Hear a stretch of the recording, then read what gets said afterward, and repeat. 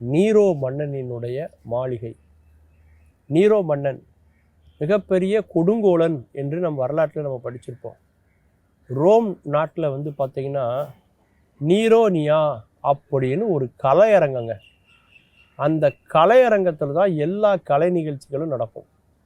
இந்த நீரோ மன்னன் எவ்வளவு கொடுமைக்காரங்கிறதுக்கு ஒரு சின்ன உதாரணம், அந்த கலையரங்கத்தில் இந்த நீரோ மன்னனே பாடுவார்.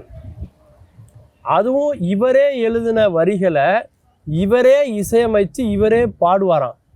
அதை அந்த மக்கள் எல்லாரும் கேட்டு கைத்தட்டி பாராட்டி உற்சாகப்படுத்தி அவரை வாழ்த்தணுமா. அப்படி பண்ணால் மட்டும்தான் அந்த கலையரங்கத்தோட கதவை திறந்து விட்டு அவங்கள வெளியில் விடுவாராம். யாராவது பாராட்டலை வாழ்த்தலைன்னா அந்த அரங்கத்தை விட்டு வெளியிலே போக முடியாதான். அந்த அளவுக்கு ஒரு கொடுமைக்காரனாக இருந்தவர் யார் அப்படின்னா இந்த நீரோ மன்னன். ரோம் நகரமே தீப்பிடித்து எரிந்து கொண்டிருந்த போது நீரோ மன்னன் பிடில் வாசித்து கொண்டிருந்தான் அப்படின்னு வரலாற்றில் அறிஞர்கள் பதிவு செய்திருக்கிறார்கள். அதை பல நாடுகள்லையும் அதை வந்து தங்களுடைய மேற்கோளாக எடுத்து கொடுங்கோலுக்கு எதிராக இந்த வார்த்தைகளை பலரும் எழுத்தில் பேச்சில் பயன்படுத்துறத நீங்கள் பார்த்துருக்கலாம். ஆனால் அது உண்மையிலே அப்படி நடந்ததா அப்படின்னு பார்த்தீங்கன்னா அப்படி இல்லைங்க.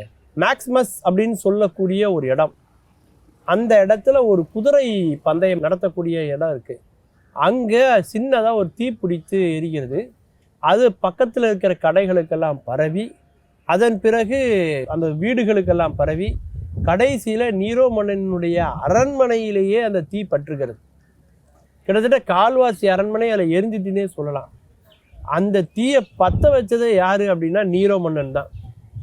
தன்னுடைய ரோம் நாட்டை மீண்டும் வேறு ஒரு விதத்தில் வந்து கட்டமைக்கணும் அப்படின்னு அவன் முடிவு பண்ணி, அதுக்கு இருக்கிறத அழிச்சாத்தான் அதை முடியும்னு அவன் முடிவு பண்ணுறான். ஆனால் நம்ம வரலாற்று ஆசிரியர்கள் என்ன சொல்லுவாங்க, ரோமே தீப்பிடித்து கொண்டிருந்த பொழுது அவன் பிடில் வாசித்து கொண்டிருந்தான் அப்படிம்பாங்க. ஆனால் அந்த இது மட்டும் உண்மை இல்லை என்று சில வரலாற்று ஆசிரியர்கள் சொல்கிறார்கள். மக்களை காப்பாற்றுவதற்கான எல்லா முயற்சிகளையுமே வந்து நீரோ மன்னர் எடுத்தார். அதன் பிறகு தன்னுடைய நாட்டை மறுபடி கட்டமைக்கணும்னு நினைக்கிறாரு. அரண்மனையை கட்டமைக்கணும்னு நினைக்கிறாரு. நகரங்கள், தெருக்கள், வீதிகள் எல்லாத்தையுமே மாற்றி அமைக்கணும் அப்படின்னு நினைக்கிறார். ஆனால் அதற்கு மிகப்பெரிய அளவில் செல்வம் தேவைப்படுது. அதுக்கு தன்னுடைய நாட்டில் உள்ள பெரிய பெரிய செல்வந்தர்களை எல்லாம் வந்து கட்டாயப்படுத்துகிறார். நீங்கள் வந்து இதுக்கு இவ்வளோ பணம் கொடுக்கணும், இவ்வளோ நகைகளை கொடுக்கணும், தங்கம் கொடுக்கணும் அப்படின்லாம் அவர் சொல்கிறார். அதற்கு அவங்க மிகப்பெரிய எதிர்ப்பை தெரிவிக்கிறாங்க. அந்த எதிர்ப்பை மீறி அவங்கள்ட்டேருந்து அந்த பணத்தை வசூல் பண்ணக்கூடிய வேலைகளில் அந்த நீரோ மன்னர் வந்து இறங்குறார். உலக வரலாற்றிலேயே முதல்ல தன்னுடைய நாட்டு பணம் செல்லாதுன்னு சொல்லி பண மதிப்பிழப்பு நடவடிக்கையை மேற்கொண்ட முதல் தலைவர் யார் அப்படின்னா நீரோ மன்னன் தான். அவர் தான் அந்த வேலையை செய்கிறாரு. அதன் பிறகு நாட்டினுடைய பொருளாதாரம் மாறுகிறது. மக்கள் மிகவும் வறுமைக்கு ஆட்படுறாங்க. மறுபடியும் அந்த நாட்டை வந்து கட்டமைத்து மேலே கொண்டு வர அவரால் முடியவே இல்லை. முதல்ல இந்த தீக்கிரையான சம்பவம் எப்போ நடக்குது அப்படின்னு பார்த்தீங்கன்னா கிபி 64 ஜூலை 22 அது நடக்குது. அதன் பிறகு பார்த்தீங்கன்னா பல போராட்டங்கள் அந்த நாட்டில் நடந்துக்கிட்டே இருக்குது. கிபி 68 வந்து பார்த்தீங்கன்னாக்கா அந்த ஜூன் மாதம் வந்து அவன் நீரோ மன்னன் வந்து படுகொலை செய்யப்படுகிறார். இதுக்கு மேலே உயிரோடு இருந்தார்னா நம்ம நாட்டு மக்கள் எல்லாரையுமே கொன்று குவித்து விடுவார் என்று மிகப்பெரிய ஒரு கொடூர தாக்குதலை நிகழ்த்தி நீரோ மன்னனை கொன்று விடுகிறார்கள். அதன் பிறகு 500 ஆண்டுகளுக்கு பிறகு, பல 100 ஆண்டுகளுக்கு பிறகு வந்து அதையெல்லாம் அகழாராய்ச்சி தோண்டி பார்க்கிற போது அந்த நீரோ மன்னன் வடிவமைத்த ஒரு தங்க மாளிகை மண்ணுக்குள்ளே இருப்பதை அவர்கள் பார்க்கிறார்கள். மைக்கேல் ஏஞ்சலோ போன்ற பெரிய பெரிய ஓவியர்கள் எல்லாம் வந்து பார்த்து வியக்கிறார்கள்.